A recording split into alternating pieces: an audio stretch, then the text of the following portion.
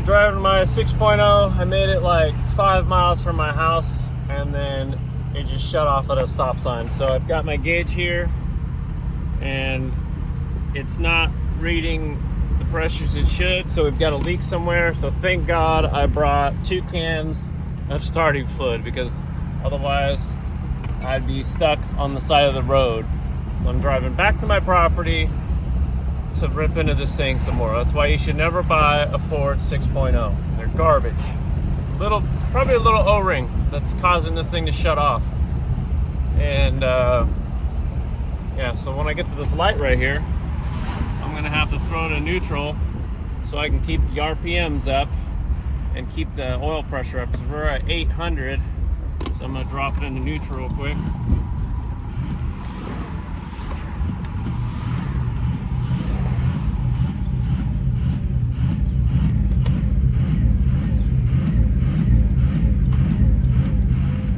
We should be at like 2,000 right now, but we're only at 960. And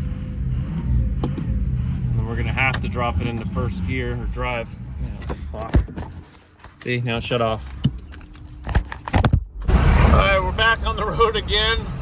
Oh, that's why I hate these dang on trucks. These freaking 6.0s, man. They just die on you. You should never buy one. I should have never bought this stupid truck. So we're still rolling at 1200 PSI on the ICP. I just want to get home. So you need 500 to start, and this thing's only cranking out about 200. So we got a pretty decent sized leak in this thing, and I'm pretty sure it's an injector O-ring because some of them I replaced, but I didn't replace all of them. It's really just kind of a pain in the butt to replace them. But I might have to do that, and I really don't want to. But we'll have to get this thing apart and see where the leak is. Okay, made it back home. So let's look at this little gauge system here.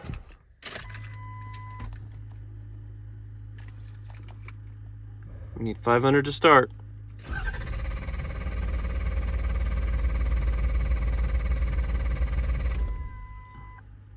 Big leak.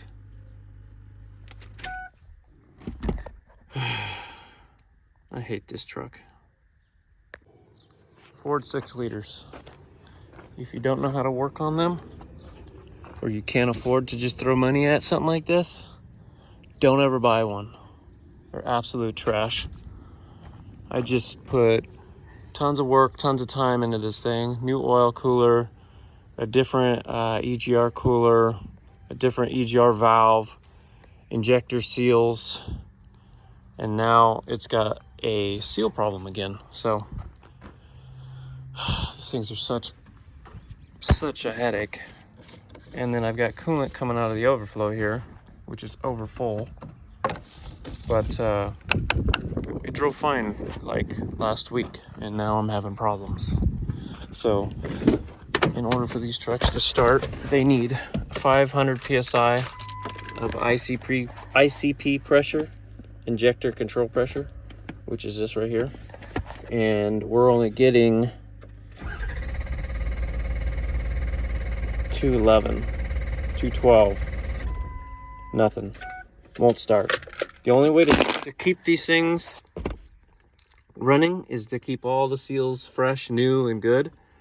And if you break down on the side of the road like I did, the only way you're going to get home is with a can of starting fluid. And that's it. Once you run out of this, you're done. You're not getting home. So now I have to